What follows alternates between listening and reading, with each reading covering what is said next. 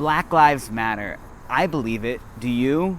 Honestly, it isn't really that complicated. I'm a proud supporter of Black Lives Matter movement. Why? Because, well, I guess I believe that Black Lives Matter. Just what it means. It was that easy. So I guess we'll see you back next week.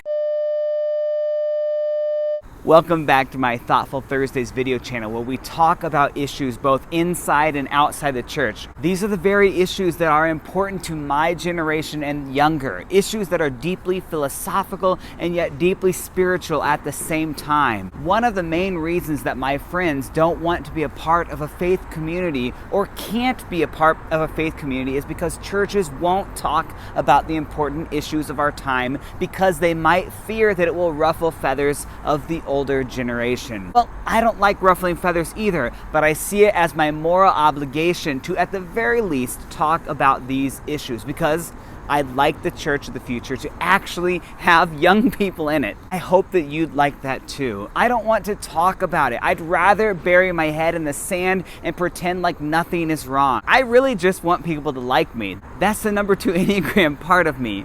However, I have to talk about it. I can't let the number 2 part of me win. One of my heroes, Martin Luther King Jr., said in his famous I Have a Dream speech that many of our white brothers, as evidenced by their presence here today, have come to realize that their destiny is tied up with our destiny, and that they have come to realize that their freedom is inextricably bound to our freedom. We cannot walk alone, and as we walk, we must make the pledge that we shall always march ahead. We cannot turn back. There are those who are asking the devotees of civil rights, when will you be satisfied? We can never be satisfied as long as the Negro is the victim of the unspeakable horrors of police brutality. Friends, we are not free until everyone is truly free. A few myths that have been propagated when people talk about the Black Lives Matter movement. For some reason, when people hear the term, what they hear is Black Lives Matter more than other lives. Well, no, that's not what the phrase says. Black Lives Matter. Some people hear Black lives should get extra rights. No, they just want the same rights as everyone else. Some people hear, well, only Black Lives Matter. No, no, no. Once again, people are going to hear what they're going to hear. That isn't what we or what they are saying. We are saying that Black Lives Matter, period. I honestly don't know why anyone would argue against that, unless you truly don't believe that Black Lives Matter, or you actually believe that Black lives are worth less than others. Obviously, white supremacy is quite strong and rooted deeply in the American story, so certainly that could be a possibility. Is that what you believe? There's a sentiment that Black Lives Matter is anti-police, and that is a common talking point amongst people that you will hear. However, I am here to state that from my interactions with other Black Lives Matter individuals and people, that isn't the case of the movement in general. Now, certainly there are people within the movement that believe that law enforcement needs to be completely undone and restructured.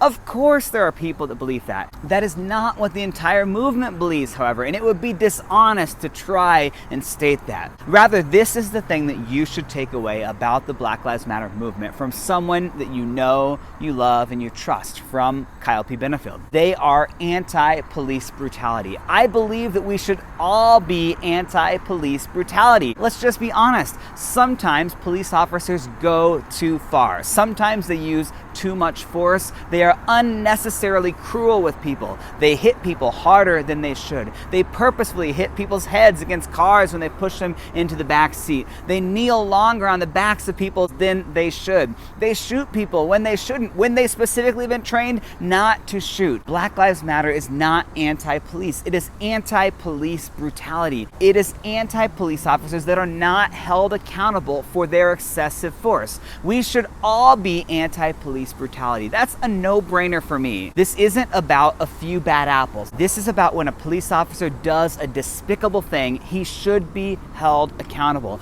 Oftentimes, it is the reverse. It was the officers covering up for other bad apples. It was precincts protecting their own instead of making things right. Body cameras mysteriously get switched off. Testimonies change. In the line of police work, especially when we are talking about life and death situations, you kind of can't have bad apples. Chris Rock says it best in his stand-up comedy, and I quote, "I don't think they pay cops enough. You get what you pay for. Here's the thing, man. Whenever the cops gun down an innocent black man, they always say the same thing. Well, it's not most cops. It's just a few bad apples. Just a few bad apples. And then Rock continues, bad apple?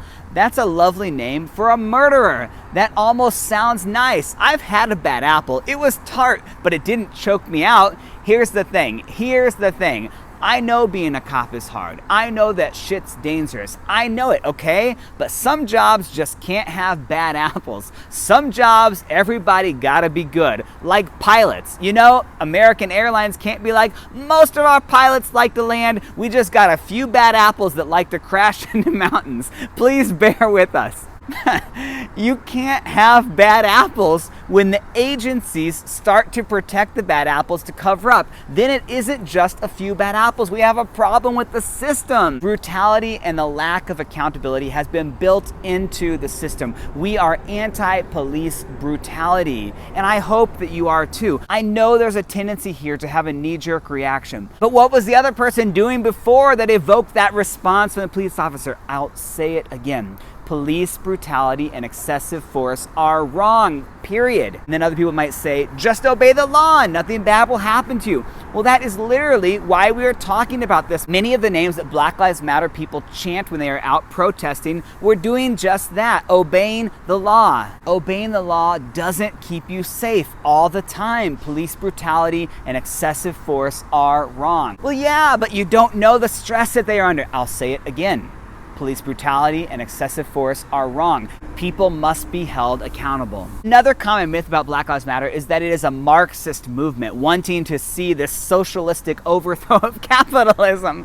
Oh boy, that one just never gets old. Like when you just don't really know what else to say about something that you don't like, just say it's socialism. That usually works.